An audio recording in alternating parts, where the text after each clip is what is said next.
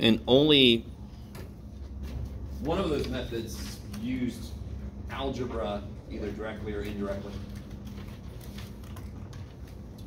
So I think I told you that sometimes I'll teach a class. Well, actually, I don't teach it anymore because they took this out of it, but there's a Math 120 class where I used to teach the same stuff, the Mayans and the Babylonians and all that stuff. I've told you about that. We also did word problems, and the great thing about the class was they had finished all their algebra. They got into that class, and I said, well, now you're not in algebra class. This is a different kind of class. You can solve the problem however the hell makes sense, right? You guys kind of with me? So it's sort of when you're first teaching students about numbers and how they work together, and you're having little problems, you have to pull things out, you want to kind of be very flexible with what you're letting them play with. Does that make sense? The worst thing in the world is to shut down a student when their idea wasn't like totally wrong. You with me? Okay. So if a student says, 1 plus 2 is purple, that's a stretch. I can't really see that, right? Anyway. So last time we did guess and check. The book calls it guess and test. We did draw a picture, and we did use variables. And the one example I gave for the variable thing was the interesting thing about adding three odd numbers. These other methods are, well, let's see what you think. The fourth method is called look for a pattern. So, for example, the most common kind of thing that comes to mind is I give you a few numbers, you need to tell me the next one, right? So watch this.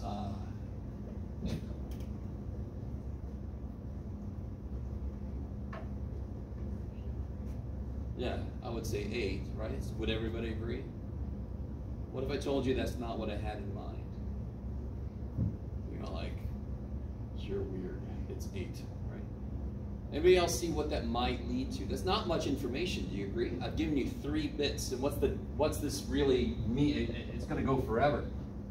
I've only given you 3 out of an infinite number, so does anyone see another possible thing it could be next?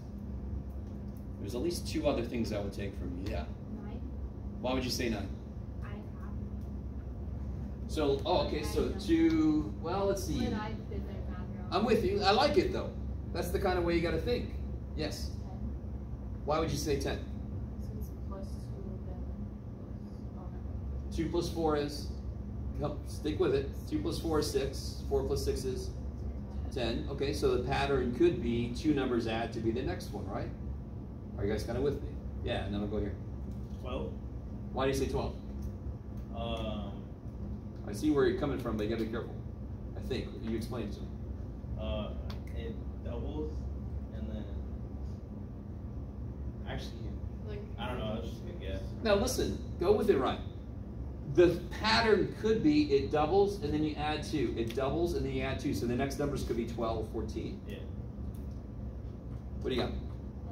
it doubles and you subtract 2.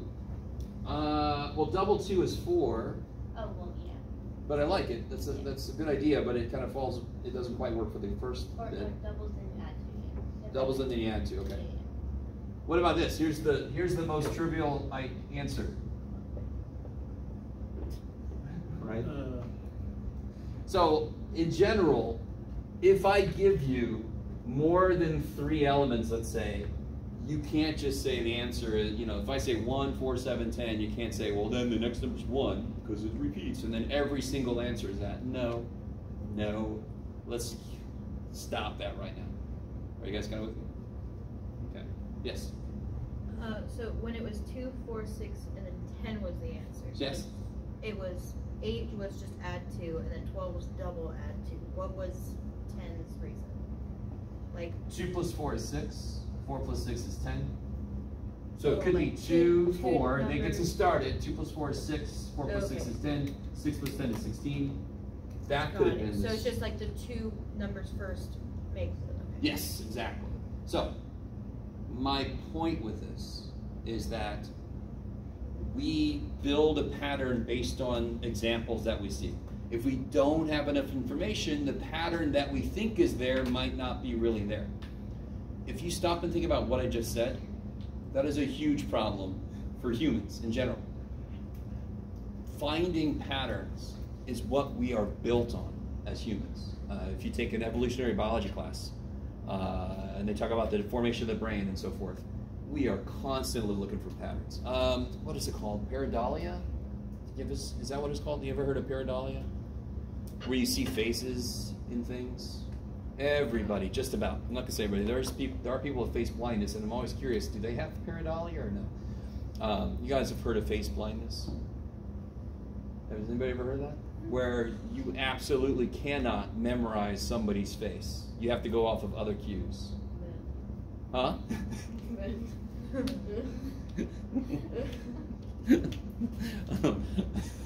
Okay. So anyway, so pareidolia, seeing faces in certain arrangements, that's an example of our brain naturally trying to find a pattern.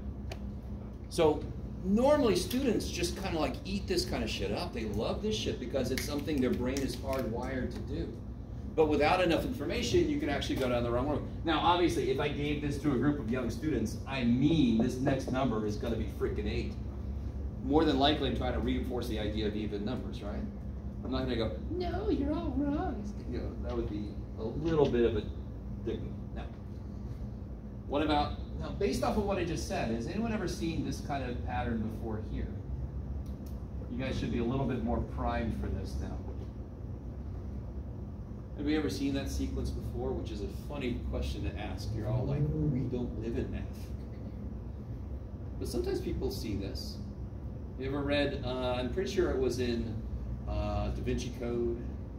At one point it was written above, well, it was written above the dead bodies. I'm pretty sure this is a sequence that was up there. This is an Italian dude. No. Starts with an F. Fibonacci. You get some silly things like Fibonaccios and stuff like that. Math people, we have the best puns. What is the idea of the pattern? How do you get 2? You get the sum of the 1 plus 1 is 2. 1 plus 2 is 3. Forever, right? What size note cards do you guys use sometimes for notes, and then you can use them on a test? 3 by 5, 3 by 5, maybe 5 by 8, right? So then Isn't the that next neat? number would be 13. 13, yeah. Right? I like it. What's interesting is, I'm just going to say a couple things, because you could have an entire, not just, you could have a whole semester class devoted to Fibonacci sequence. You can have an entire lifetime devoted to Fibonacci sequence. But it basically shows up everywhere. So when you wake up in the morning, some of you guys, do you have an alarm that goes, meh, meh, meh? That's made up of frequencies that are not in the Fibonacci sequence. They don't share the same ratio as the Fibonacci sequence. Things that sound pleasing to us have frequencies that have ratios that are in the Fibonacci sequence. Aesthetically pleasing things are sort of like divided according to numbers from the Fibonacci sequence. I could go a lot deeper into all of these, but I just don't have time. So it's a very cool little sequence. All that matters is it gives you a little more understanding of the flexibility and how a sequence can be put together. When we think of a sequence, you guys normally think of like, what would this sequence be desperately trying to get you to say? Yeah, it's just so that's a sequence built on adding 3, right? That's your basic kind of sequence. The next kind of level up would be, what's this one doing?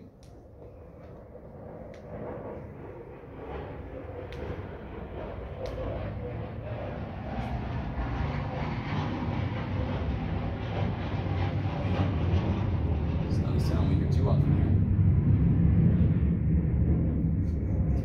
Y'all look. Sorry. I just felt like, you ever been to Starlight? I think it's Starlight Theater where they have to don't think it's still going, but they have to pause on the thing when the planes flew overhead. No. Anybody have an idea about this? Do I keep adding or subtracting the same thing? Can you quickly roll that out, right? Okay, because then I subtracted 8 and then I added 24, so that's not good. So what the hell am I doing? What the hell am I doing? This was adding 3. This one is multiplying by -3. You guys see that?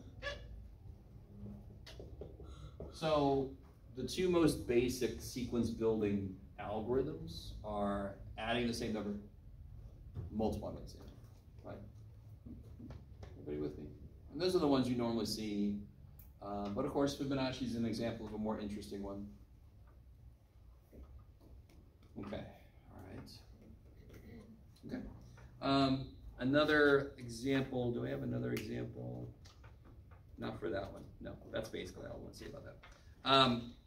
What about another idea? So we got these guys, we got look for a pattern, and now we've got make a list. So again, these are all methods to solving problems that are given to us. So I have an example. Let me see if you guys are cool with this. If I have a fair coin and I flip it, what's the chances I get a tail? 50% chance, right? You with me? Okay. If I flipped a coin 3 times, what's the chances? Let's see, what question did I come up with? What's the chances that I get exactly 1 head? That's a little more involved, correct? I mean, the first one was I flipped it once. What did you do? Do you see how making a list starts to become more important? I mean, give me one thing that could happen. What's the most, how do I say this? When you want to make a list, it's going to have to be organized, correct? Or else we're going to forget some shit. So let me start us off. One thing that could happen is I could flip a head and then a head and then a head, correct? That's one example of something that could happen. Now, if you just start putting H's and T's together, you are going to miss some stuff. You guys kind of see what I'm saying? Just start randomly throwing H's and T's up there. Is everybody with me right now? If I flip a coin 3 times, I could get all 3 heads, correct? Okay. Or I could, for example, get head, head, tail. Right? Head, tail, head, head, tail, tail. Does everybody agree that I've just exhausted the first one being heads? Is there any other thing I could write with H first? Is there a new thing I could do? I love some of you guys look at me like, what are you saying? So H first, HH, H first, HT, H first, TH, H first, TT. Is there another H I could put first and have a brand new combination? Hell no. You guys with me? All right, so now I do tails first. So tails first, I gotta have tails first and then do the same shit here again. So when I make a list, I wanna be organized, somehow have a strategy of how to put it together, or else I'm gonna forget some stuff. So tail, head, head, tail, head, tail, tail, tail, head, tail, tail, tail. Let me stop for a minute. Are any of these more likely than any of the other ones? Considering heads and tails are 50-50, right? I said it's a fair coin, right? So my question was, what's the probability I get exactly 1 head? But how many times would I get exactly 1 head? There's exactly 1 head, right? And there's exactly 1 head, and there's exactly 1 head. So 3 times out of 8. So the probability would be 3/8. 3 out of 8. Probability exactly 1 head. 3 out of 8. You guys semi with me? We're not going to suddenly start talking about probability in general. I just want to give one little example, and I think this is probably one of the better kind of examples of the importance of creating a list. And when you create a list, you want to do it in an organized fashion so you don't leave anybody out. How you guys doing? Some of you guys look like you're in pain. I'm sorry. Okay. So there will be some examples for making a list. And then finally,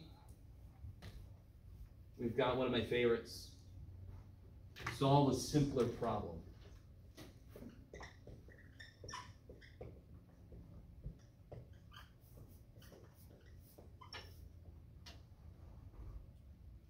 So I use this method in algebra a ton to help people set up equations for word problems. So for example, let's start there. Why not? Let's say I want to know, there's an item. What kind of item, Jeff? What would make sense to be costing that much? I have no idea. An item costs $68 after a 15% discount. What was the original price?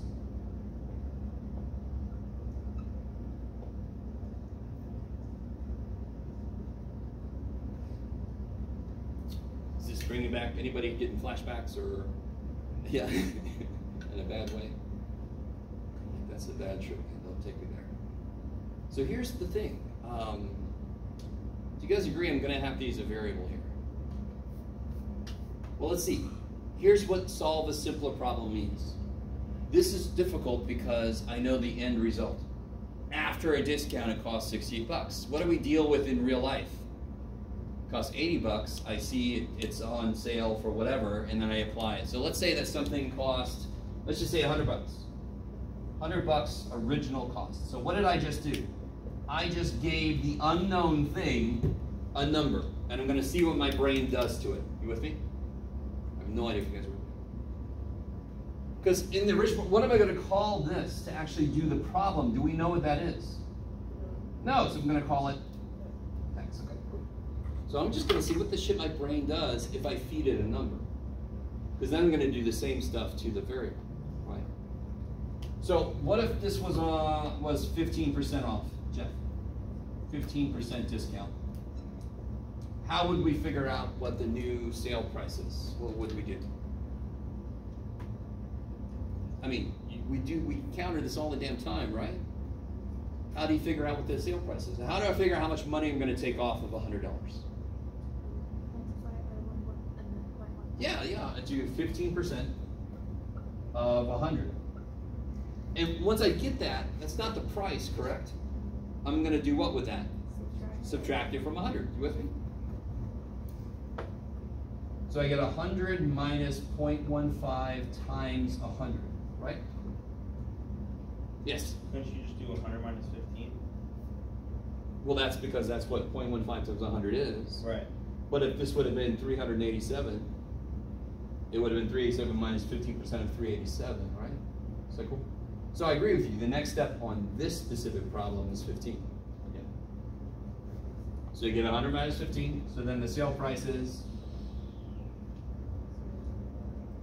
85, right? So unfortunately, that's not the answer to a problem, right? So that's kind of like a guess and check.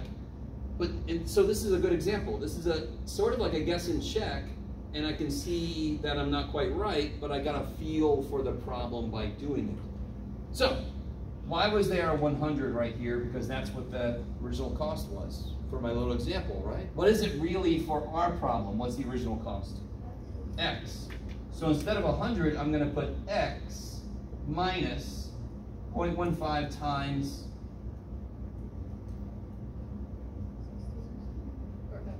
X. Whatever that cost is, don't I take away 15% of it? So why is there a 100 in here? Because I assume that was the original price. So wherever I see 100, I'm actually now going to put in X, because that's what, we don't know what the original cost was. But I do know that the answer to this is 68.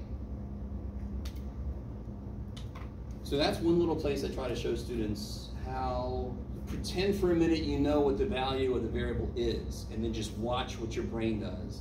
and do the same shit to the variable. Can somebody tell me, what is a variable? What is a variable in algebra? What does it represent? A number, beautiful. So whatever we do with numbers, the same thing we do with variables, because variables are numbers. So if I give it a value, I see what I do, and then I do it with the variable. Can anybody tell me what a whole x minus 0.15x? What's a dollar minus 15 cents? A dollar take away 15 cents. A whole minus 15 cents. 85 cents. And then what would you do to figure this out? You remember? Divide by 0.85. And whatever the hell that is, yeah. Wait, where did you get 85 from? A whole x minus 0.15x. You can also look at this as a dollar minus 15 cents. Right? Dollar minus 15 cents is 85 cents, yes. Okay, I like it. They like it. Okay. All right, you guys all love that. I'm sorry. This is elementary math. What are you doing? Okay, just wanted to bring that up. That's what I show my algebra students. This isn't suddenly become an algebra class now, so don't freak out. What about here? What's another? I got a few examples. I'll do one more. Oh yeah, this is beautiful. Let's say we're traveling at, sure, I'll use the same numbers. Yeah. I'm so sorry, Mr. Roller. Yes. Did we figure out the answer to that one?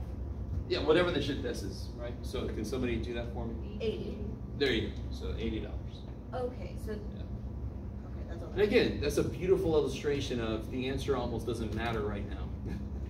It does. I want you to get the answer, sure, but what's more important right now is what do you do to attack the problem? The answer is icing. Okay, like it, maybe. Let's say we're traveling at 8,134,562 meters per day. You already like this, don't you? How long for us to go 50,549,679.83 meters? What do you guys think about that problem? Anybody enjoy that problem? What is it about that problem specifically that sucks? Those are big numbers. The numbers suck. All right, solve a simpler problem. Let's make up some better numbers. What do you wish I would have said? We're traveling at, in fact, we'll even make up better units. Let's say we're traveling at 10 miles an hour. How's that? Does that sound better? And again, this is side stuff. This is getting a feel for what to do with these freaky ass numbers. It's work. It's not an answer. So it doesn't matter if you make up your own shit. And let's say, how long until I go 100 miles? How's that? How do you feel about those numbers? Can somebody tell me what the answer is? If I'm going 10 miles an hour, how long will it take me to go 100 miles? 10 hours. I love it. And that's certain times of day in San Diego on the 8th. Or the whatever, fill in the blank. Right? Okay. So what did we do with the numbers? We took the distance and how did you get 10? Does everybody agree with 10? We could both be insane. The answer couldn't be 10. Maybe it's something else. Why is the answer 10? Because 10 times 10 is 100. 10 times 10 is 100, or 100 divided by 10 is 10, right? If I want to go 100 miles, I'm going 10 miles an hour. I divide to see it needs 10 hours to get there, right? Do you understand what we just figured out? What do I do with this number then? This is the distance. I'm going to take this and divide it by that number. Do you see the power of simpler problem, right? The numbers got in our way. All right, let's make better numbers, because what I need is the process. The number doesn't matter, because whatever the process is, I'm going to do it with these. So giving myself simpler numbers, I can see the process better. Maybe? Okay. All right. Now, my God, the last two classes I've talked way too much. You're all like, God, I'm sick of you talking. So let me shut up. I'm going to let you guys work on something. I'm really sorry that apparently my printer is running out of ink. It's a little bit light, so we'll see if you can see this. And I want you guys to work together. Unless somebody is physically averse to working together. Maybe I'm going to put you in groups. Yeah, I'm going to do that. Everybody's favorite.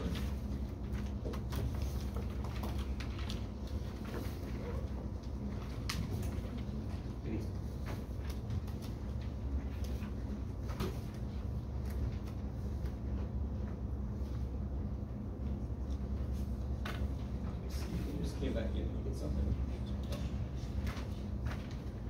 All right, so here's what's going to happen. This is the old standby for teachers.